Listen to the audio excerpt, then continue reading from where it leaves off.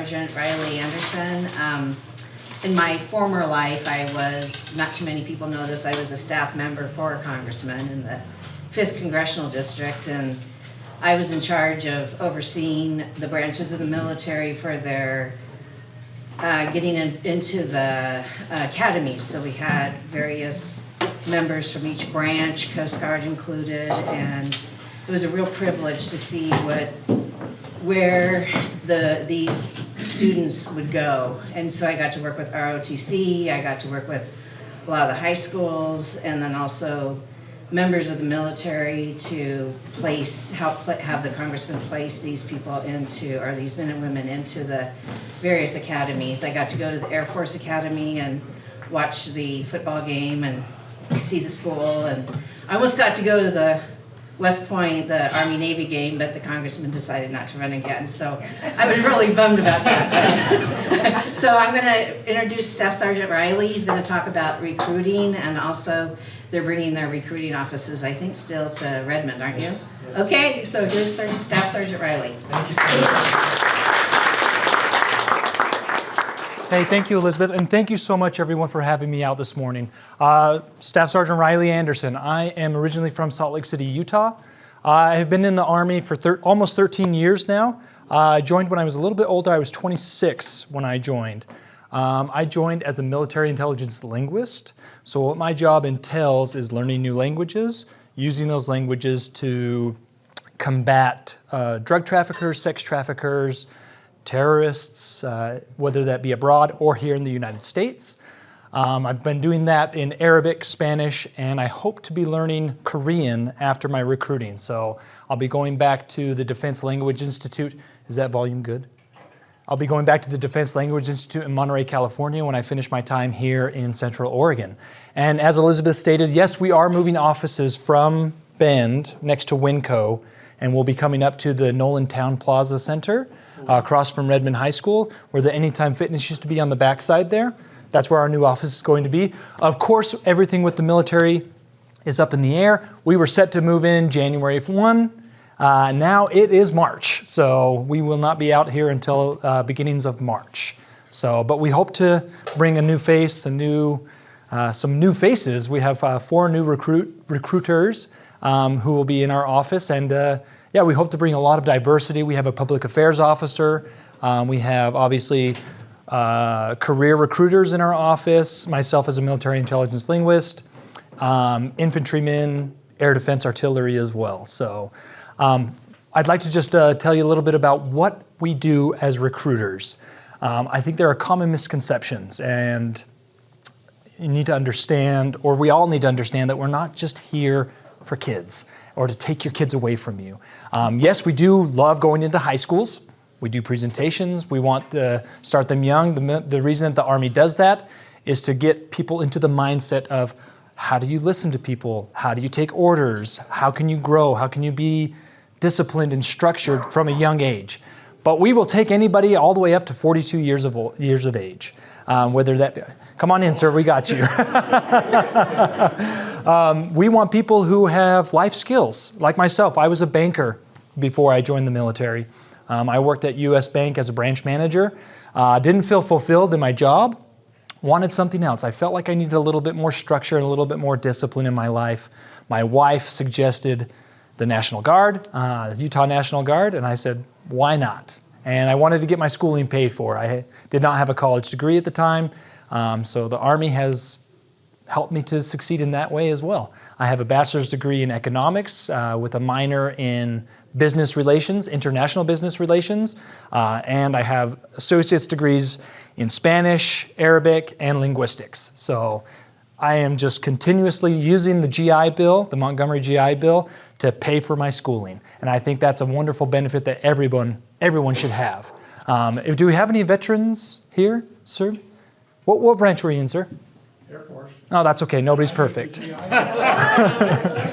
got out of the service, I went back to college Fantastic. in Portland State, and I used the GI Bill to pay for it. Well, thank you for your service, sir. We really appreciate you. We appreciate our veterans. Thank you so much for everyone who went out and volunteered for the Veterans Day Parade. I usually walk in that parade. I have the last 2 years. This year, I didn't get a chance to. I was out of town. I went to Horse Creek Lodge to celebrate up in Mackenzie River with my wife, just to have a weekend away from everybody. So it's been really nice. I'm going to open it up. How many of you have questions about what we do as recruiters? Like, what do you guys think some other common misconceptions are? Chuck, I see your hand go up. Yeah, do you guys work with the National Guard as well? We do not. Is that just It's a completely separate entity. Yes, they are Army National Guard, but they are a state-funded organization. We are federally funded.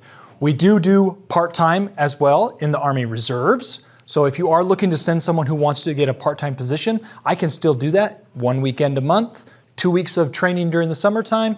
Still get paid, still get your tuition paid for, your GI Bill is still available to you as well. So somebody, so there's no way somebody can join the National Guard and the Army, right? Is it? No, the National Guard, yeah, they are under the big tent of the Army, but they are considered National Guard for Oregon. Okay. Yes. Whereas the reserves, if you have a kid, cousin, grandchild, anything that wants to go out of state, they can still be in the reserves and move to that state.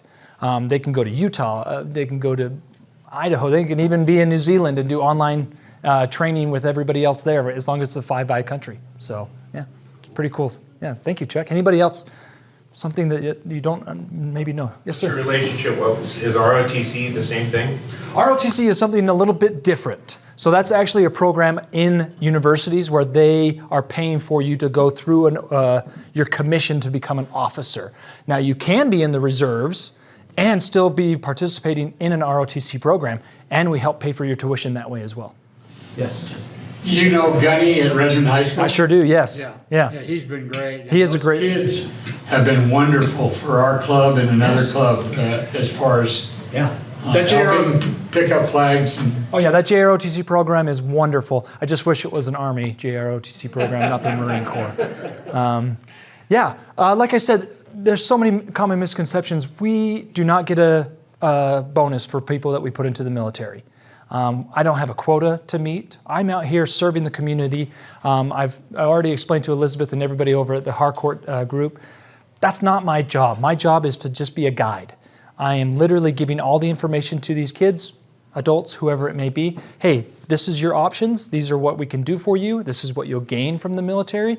It is on you. I don't force people into this. I don't coerce them in any way.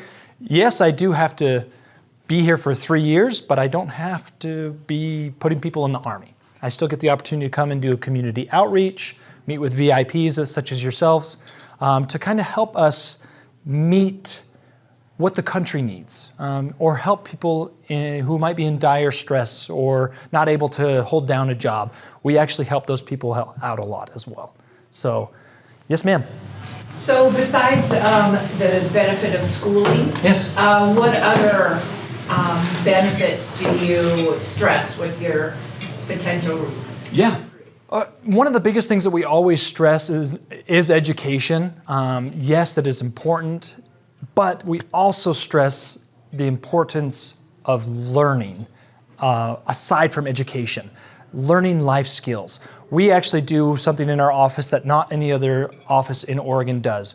We do future soldier training. So when someone joins the military, joins the Army specifically, we take 2 days out of our week to sit down and actually train them on, here's how finances work. Here's how you can use what you learn in the military to get it into a trade, or if you want to get trained to become a carpenter, electrician, we actually have those options for people. The benefits outweigh any of the trepidations or tripping hazards that you might see on a day-to-day job. I mean, you can't get fired from the military unless you do something very stupid. So you have that opportunity to actually change jobs, and the diversity in the Army, of diversity of training and the diversity of personnel, is what sets us apart from any other branch. In my personal opinion, that's what draws people to the Army, I feel like, because they know they're going to gain something in the end after their service. We just celebrated Veterans Day. I took the opportunity to go get some free meals. yes, that's a benefit. I'm not going to sell that to someone, you know, but that is something. I got Olive Garden, Chipotle, you know, Starbucks gives away stuff. So why not take the opportunity to do that? Plus, it gives me the opportunity, the military has given me the opportunity to meet wonderful persons like yourselves. So hold on, I'll come right back to you. Yes, ma'am. You mentioned military career directing. Is that what you're talking about, the skills matching, or is it actually pathways of career building for someone in the military? It's both. We actually have, the Army and the Air Force are the only two branches of the military where you can actually choose your job. If you go into the Marine Corps office and say, I want to join the Marines, they'll say, you are a grunt and you will be a rifleman. In the Army, you will say, what is your interest? In fact, I just had a young lady come in from Terrebonne. She wanted to join as a military police officer. She says, I'm 20, no one will hire me in the police departments. Train me to be a military police officer, and that will transition her into her civilian career afterwards. Myself, I thought I'd do 4 years and use my linguistics to get into a career like the NSA, FBI, and I decided to stay. I've just loved it so much. It's been so great. So, yeah, great question. Yes, ma'am, go ahead. I'm curious what trends you've seen. You've had many years, so you've seen a lot of different chapters, a lot of different administrations, a lot of different kids and burgeoning adults. What trends have you noticed that would be, I'm sure it's changed so much. Oh, it has, it has. I think when I joined, the trend was education, was the biggest thing. I knew so many people who were at the Defense Language Institute in Monterey, California, who were just joining to get their college paid for. I see people joining now out of service to country. I see a lot of patriotic individuals coming into our office who want to serve their country, who want to gain some excitement and gain some skills that will be profound in their military career.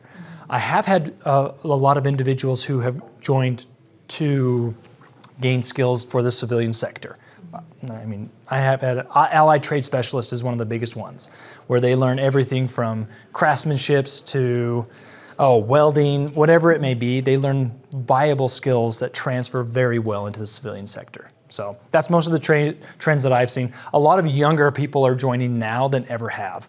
The Army hit its recruiting goal in June, where the fiscal year ends in October. So we had 4 months, almost 4 months of just more in excess. So we're on an up and up right now. Fingers crossed that that keeps, the trend stays. But I'm seeing a lot more patriotic and excitement. People who want to join for special forces, airborne infantry, jumping out of planes, that kind of thing. So, whereas before it wasn't, it was just education. So, yeah, great question. Yeah. Sir. So in the past, maybe this is one of the misconceptions. Yes. I recall people, well, we're going to send you to the Army because you've been getting in trouble here around town or in the family, and the Army's going to straighten you out. Does the Army want troubled applicants?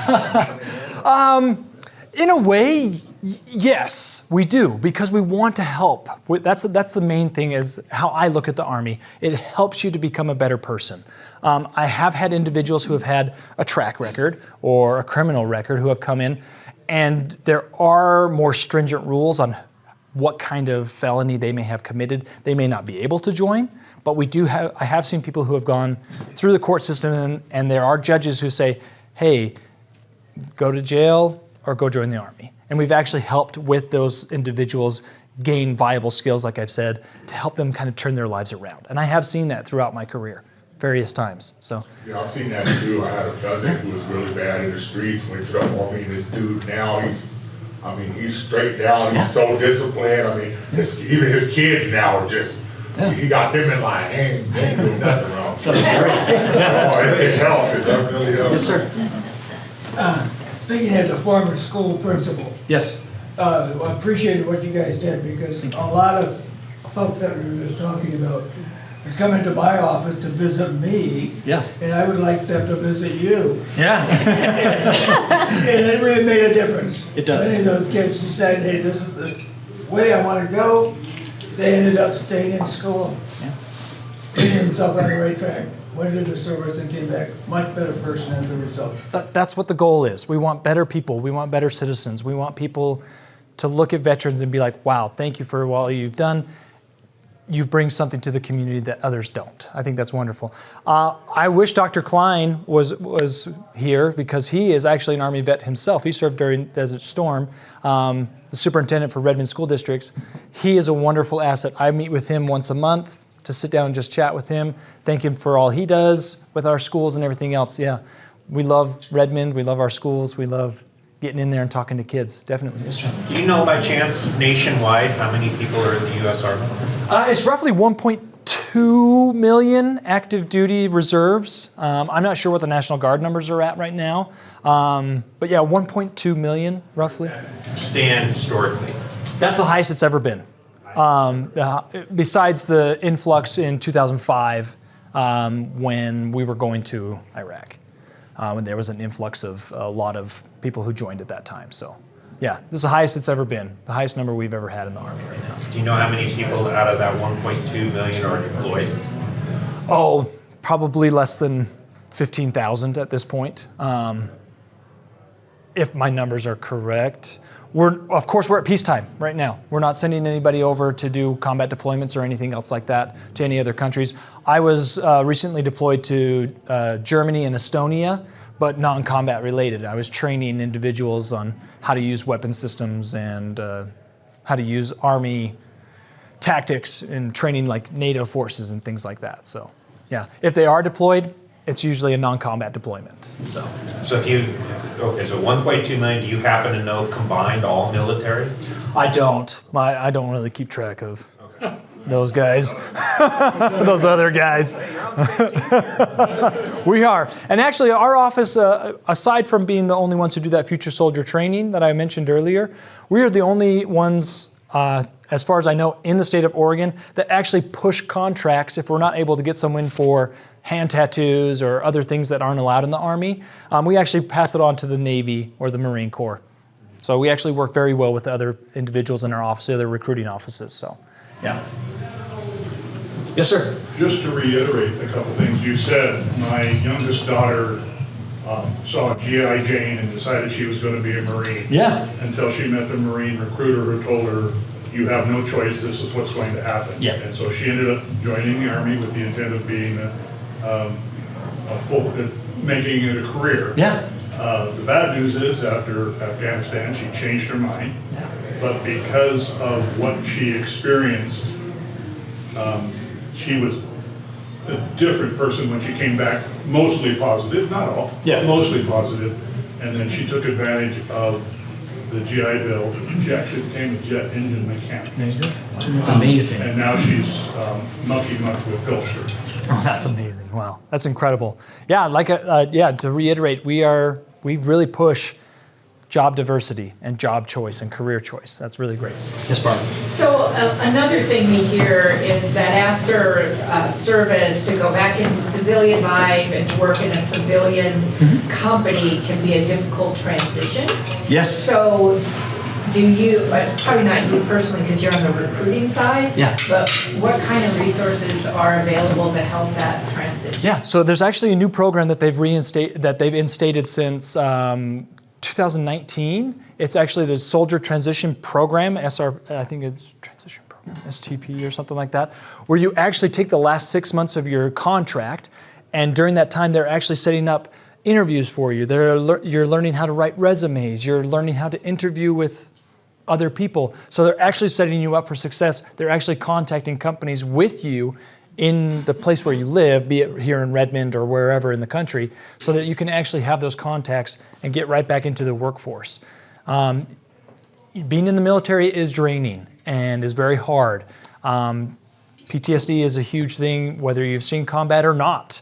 But there are programs that we have really been pushing for since 2019 to help the transition be a little bit more smooth, a lot more smooth, so yeah. Yes, sir. You talked about people being able to choose their placement. Sometimes people don't know what's best for them or they need a little bit of guidance. Sure. How heavy is the aptitude test, the ASVAB? ASVAB, yes. How heavy does something like the ASVAB help steer people who might need a little bit more help figuring it out? Yeah, that's great. That's a good point. We actually, based off of what their line scores are from the ASVAB gives us two things. It gives us a generalized score on how well they are at learning, and then it gives us a second line scores, which tells us, oh, this person has more leniency towards, or is leaning more towards electrician or mechanic. So we actually point them in that direction and say, hey, you've scored very well in this realm. Maybe this is something that will actually benefit you, be it in the military or transitioning afterwards into civilian sector. Yeah. Great. Yes, Ms. Elizabeth. So this is off topic, but That's fine. what would be the best thing that people here could do for our troops overseas? Oh, I think we've sat and talked about this a little bit. I think the best thing, letters to them. If you have the funds or the capability to get stuff and like ship care packages to them. I loved seeing candy. I loved seeing socks. I loved seeing t-shirts, sweatshirts, anything like that, especially since I was in Estonia where it was freezing cold all the time. If you have the ability to get those products and like ship them off, we have the contacts for that. So if you guys have things you want to donate, we'd love to do a drop. Maybe at our new office when we open up, you guys can bring stuff and we could ship them off to people who may be overseas. Poland is big right now. There's a lot of people in Poland and they might want socks or candy. I tell you, I love getting chocolate bars. Anytime I got chocolate and I was in Estonia, I was very, very happy. So that's always something that is not needed, but wanted, for sure. I know I talked to you about it, we Yes. had an SOS right after the war was started for flea collars for all the sand fleas. Oh yeah, So for we sure. had to, help gather flea collars. Yeah. Razors is a big one. I don't shave myself, but obviously, but most soldiers do. 90% of soldiers do shave. The reason I have a beard is I have a religious accommodation for the military recognizes my religion, so I have a beard, so that's why. But yeah, razor, shaving cream, they love that too, so yeah. Aren't those accommodations starting to be rolled back a little? Ruled back a little bit, yes. They haven't 100% gotten rid of them. They're still, it's at the command level right now, so their discretion, so yeah. What are so as a recruiter, when you meet with students, what are the guidelines? I mean, where can you meet them? When can you meet them? Access to schools. We have to go through security clearances and background checks just like anybody else. We volunteer at the schools. 17 and older, 17-year-old children have to have their parents' consent. So we actually have to meet with parents and get consent from them to meet with their kids. At the age of 18, it's free reign. They can meet us anywhere, Starbucks, the office, wherever it may be. School is a different story. We set up times with the schools to actually go in and say, hey, I'm going to be here on this date. If there is anyone who might be interested, please send them into your office, be it at the College and Career Center, the Counseling Center, wherever it might be. But we really don't have much restriction on where we can meet. It's just when. We meet on weekends, wherever we can. But yeah, going into like private businesses or private schools, no, we have to get permission to do that. Yeah. Any other questions? How many more years do you think you'll do this?